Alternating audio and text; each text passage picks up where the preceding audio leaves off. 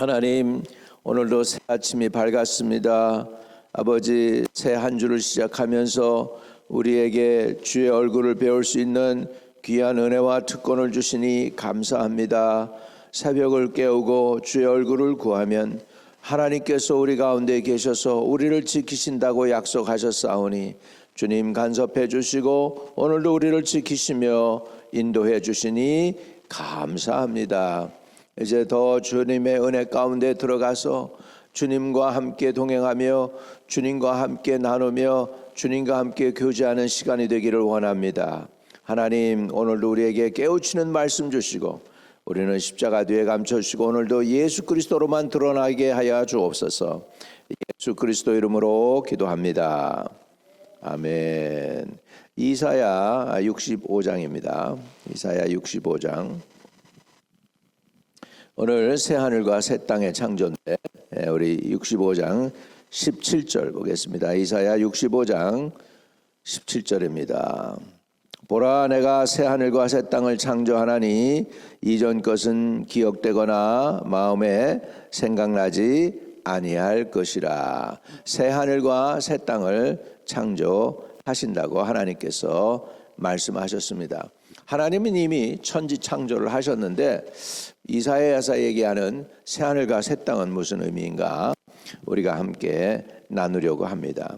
이때 당시에 북이스라엘이 아수르로 끌려가서 멸망당했습니다. 그리고 이제 이 남유다도 위태위태한 지경에 있을 때에 하나님께서 이사야 선지자를 통하여서 말씀해 주신 말씀입니다. 그래가지고 이스라엘 백성들이 고난을 당하면서 있는 상황 속에서 하나님께서는 새 하늘과 새 땅을 창조하실 것이라고 말씀을 했습니다. 세상 임금이라고 하는 원수마귀에 의해서 우리가 점령당하고 고통을 당하는 그런 상황 속에서 있는데 하나님께서 그런 상황 속에서 저와 여러분에게 새 하늘과 새 땅을 창조하시겠다고 하는 것이죠. 무슨 의미입니까? 하나님께서 이스라엘 백성을 바벨론의 압제로부터 해방시켜 주시는데요. 이때 당시 포로로 되었던 자들이 다시 고국으로 돌아와서 이 아름다운 모습, 새 하늘과 새 땅을 받아들이는 그런 것으로 의미를 받아들이면은 우리가 좀 깨닫기가 좀 쉬워요. 나라를 일본에 빼앗겼던 우리 나라를 이제 다시 회복하는 거죠. 광복절이죠. 새 하늘과 새 땅이 옵니다. 새 나라가 오는 것입니다. 근데 그 새 나라의 의미가 뭘까요? 첫째는 고난의 자리를 기쁨의 자리로 만드십니다. 내가 당하는 고난, 내가 당하는 아픔, 이런 슬픔, 이런 것들이 이제 기쁨으로 회복되는 것이죠. 지금까지 하나님의 백성이 살아온 삶은 고통이고 아픔이었습니다. 사랑하는 조국은 바벨론의 침략으로 완전히 짓밟혔어요. 남왕국 유다는 마지막 왕이었던 시드기야가 두 눈이 뽑힌 채 바벨론으로 끌려갑니다. 하나님의 임재의 상징이었던 성전은 불탔습니다. 성벽은 모두 무너져 내리고 축복의 땅은 이젠 황무지로 변해 버렸습니다. 백성들은 바벨론으로 끌려가서 종살이를 하게 되었습니다. 더 안타까운 것은 그들의 힘과 노력으로 도저히 해방될 수 없는 절망적인 상태입니다. 그러나 하나님의 사랑엔 그리고 하나님의 열심은 끝나지 않았습니다.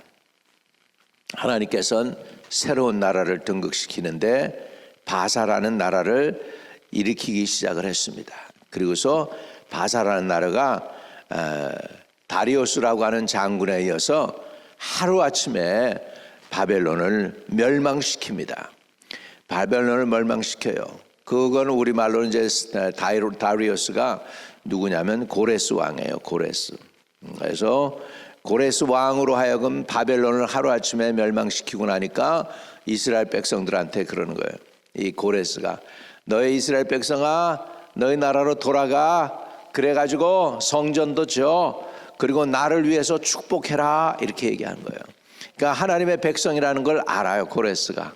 그래서 하나님이 진짜 신인 것도 알고, 그래가지고 고레스에 관해서 이렇게 고레스가 이스라엘을 회복시킬 거다라고 표현을 하게 된 것입니다. 여러분, 이 고레스에 관해서 하나님께서 45장에 이사야 45장에 이렇게 말씀합니다. 고레스 왕에 대해서 45장 이사야 45장이에요.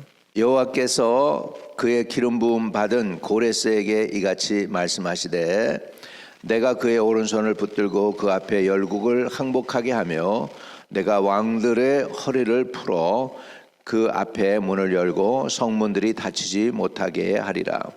내가 너보다 앞서가서 험한 것을 평탄하게 하며 논문을 쳐서 부수며 쇠빗장을 꺾고 내게 흑암 중에 보아와 은밀한 곳에 숨은 재물을 주어 내 이름을 부르는 자가 나 여호와 이스라엘의 하나님인 줄을 내가 알게 하리라. 할렐루야.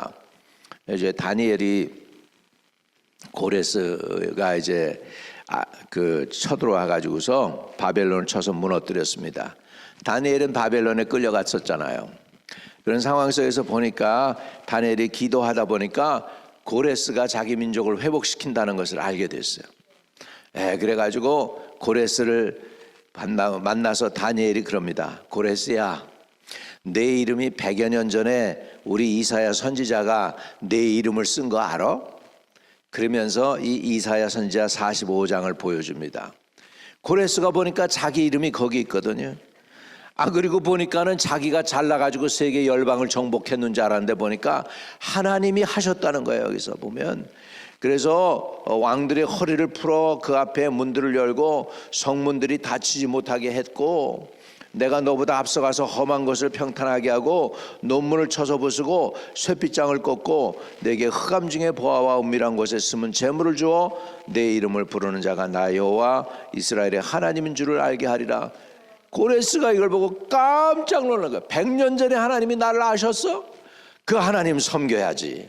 그래가지고 그래, 그럼 너 이스라엘 백성들 너희 나라로 돌아가서 네 성전을 재건하고 그리고 성전에서 나를 축복해. 이래가지고 그렇게 하기 위해서 이스라엘 백성들을 돌려보낸 거예요. 할렐루야.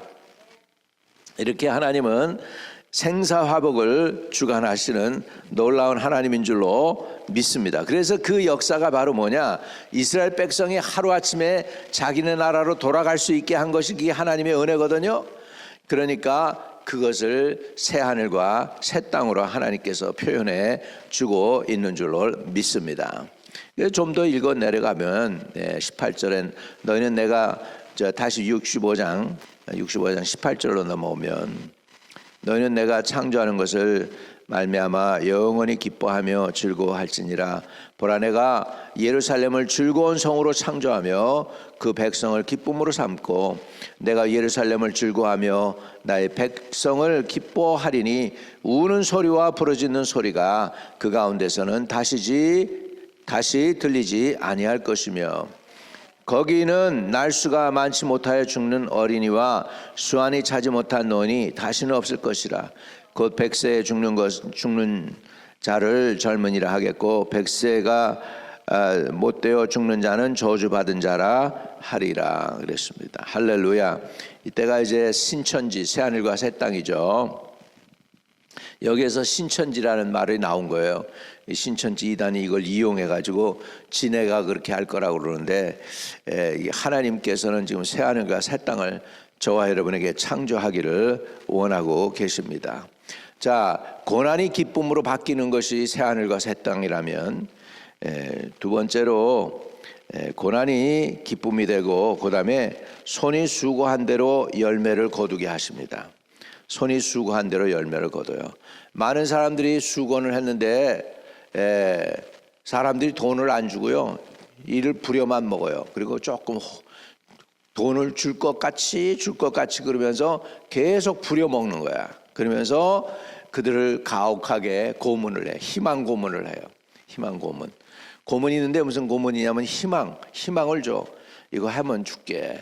이거 잘해봐, 될 거야. 이거 요렇게 하면 돼. 그런데 진짜 안 주는 거예요. 끝까지 이렇게 고문만 시키는 거예요. 그런데요, 우리 하나님은 그런 게 아닙니다. 우리 하나님은 어떻게 복을 주시냐?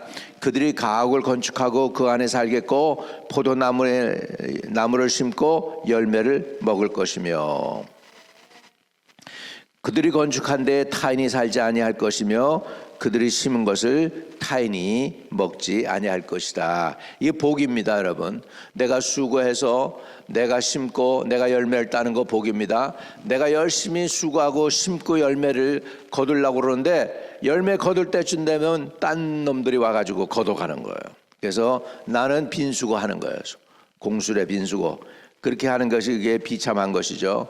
근데 하나님이 새로 창조하는 그 땅은 내가 수고한 대로 얻는 땅인 줄로 믿습니다. 할렐루야. 여러분, 우리 성도들도 마찬가지입니다. 한 해 동안 무엇을 심고 무엇을 거두었는가? 나는 수고했지만 여전히 내 손은 텅 비어 있지 않은가? 그래도 실망하지 않고 하나님을 의지하기를 축복합니다. 하나님께서는 마침내 복을 주실 것입니다. 마침내. 마지막에 가서 웃는 사람이 진짜 웃는 거예요. 하나님이 저와 여러분을 마지막에 웃게 하시는 놀라운 축복이 있게 되기를 주의 이름으로 축복합니다. 오늘 저는 이삭의 축복으로 오늘 말씀을 마무리하려고 합니다. 이삭의 축복. 창세기 26장 12절과 13절인데, 이삭이 그 땅에서 농사하여 그의 100배나 얻었고 여호와께서 복을 주심으로 그 사람이 창대하고 왕성하여 마침내 거부가 되어, 그렇게 말씀하십니다. 이삭이 그 땅에 농사하여 그의 100배나 얻었고, 몇 배나 얻어요? 100배나 얻었고 여호와께서 복을 주심으로 그 사람이 창대하고 왕성하여 마침내 거부가 되었다. 오늘 이삭의 축복, 이삭의 기름 부음이 여러분의 기름 부음이 되시기를 바랍니다. 이삭이 1년 하는 거 다른 사람 100년 걸려도 못하는 거를 이삭은 1년 만에 했다는 거예요.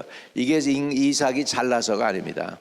하나님께서 이삭에게 복을 주었기 때문입니다. 근데 100배의 복을 받기 전에 이삭이요, 고난을 많이 당했어요. 운물을 파면은 딴 사람들이 와가지고 이거 우리 운물이야, 그래가지고 뺏어갑니다. 근데 다투지 않아, 이삭은. 또 딴 데 운물을 또 파, 그러면 또 와가지고 이거 우리 땅이야. 계속 그랬는데 마침내 이삭이 운물을 팠는데 다투는 사람이 없어졌어. 그리고 물이 많이 나왔어. 그래서 이삭이 그 땅을 갖다가 르호봇이라고 그래요. 르호봇. 이제 그래서 장소가 넓다라는 것이죠. 비록 내 자리가 없었고 내 땅이 하나도 없었는데 이삭이 결국은 자기 자리, 정착지를 찾았습니다. 그리고 장소가 넓었습니다. 그리고 그의 농사했더니 100배를 얻었습니다. 마침내 거부가 되었습니다. 이렇게 이삭이 하나님께 은혜를 받았습니다. 새하늘과 새 땅에서 여러분이 이렇게 올해 2025년에 이 르호봇의 넓은 축복을 받아 누리기를 바랍니다. 르호봇이 나의 복이 되시기를 바랍니다. 이삭의 기름 부음이 나의 기름 부음이 되어서 정말 하나님께서 넓은 땅에서 정착하고 100배의 복을 주시는 저와 여러분 2025년 되시고 하나님께서 새하늘과 새 땅을 창조해서 주시는 복된 귀한 가정을 그리고 가문을 그리고 우리 민족의 나라를 이루시기를 주의 이름으로 축복합니다. 거룩하신 아버지, 이삭이 르호봇의 축복을 받았습니다. 넓은 땅으로 갔습니다. 그의 농사에서 100배나 얻었습니다. 하나님 아버지, 이삭의 누리는 복, 새하늘과 새 땅에서 누리는 그 복을 우리 성도들이 2025년에 누리게 하여 주시고 기도 응답이 있는 곳으로 우리를 인도하시고 이끌어 주시며 주님께서 결국은 영광을 받아 주옵소서. 하나님, 우리나라 대한민국 특별히 올려드리고 기도합니다. 하나님, 저 땅이 아버지 어떻게 고난과 아버지 수고로 세운 나라인데 이렇게 송두리째 원수가 공격을 하고 있는데요. 주님, 저 나라가 안정되게 하여 주옵소서. 저 나라에게 복을 주시옵소서. 평강의 복을 주시고 분리의 영을 아버지 저 땅에서 물리쳐 주옵소서. 아버지 그 남한이 연합하여 하나가 되고 궁극적으로는 남북이 통일되는 놀라운 그날이 오게 하여 주옵소서. 아버지 저 나라가 저 국민이 복음으로 하나 되게 해 주세요. 예수 그리스도 이름으로 기도드립니다. 아멘. 하늘에 계신 우리 아버지여, 이름이 거룩히 여김을 받으시오며 나라의 임하옵시며 뜻이 하늘에서 이룬 것 같이 땅에서도 이루어지이다. 오늘날 우리에게 일용할 양식을 주옵시고 우리가 우리에게 죄 지은 자를 사하여 준 것 같이 우리의 죄를 사하여 주옵시고 우리를 시험에 들지 말게 하옵시며 다만 악에서 구하옵소서. 대개 나라와 권세와 영광이 아버지께 영원히 있사옵나이다. 아멘. 오늘도 승리하시기를 축복합니다.